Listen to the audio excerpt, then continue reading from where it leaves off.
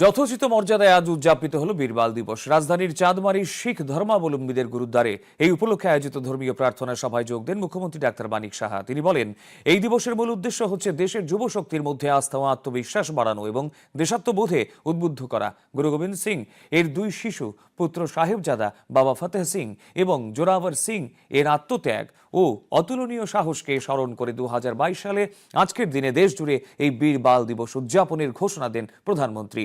এদিনের অনুষ্ঠানে অন্যদের মধ্যে ছিলেন শিল্প ও বাণিজ্য মন্ত্রী শান্তনা চাকমা, মেয়র দীপক মজুমদার, বিধায়ক ভগবান দাস, স্থানীয় কর্পোরেটর মিঠুন দাস সহ শিখ ধর্মাবলম্বীর বহু মানুষ।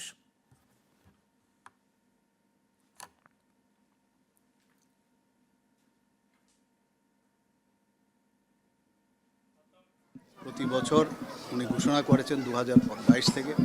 এতে করে আমাদের ভারতবর্ষের যারা ছোট ছোট ইউথ বা ছেলেরা আছেন, মেয়েরা আছেন, তাদের যে একটা আত্মবিশ্বাসের যে বিষয়, যে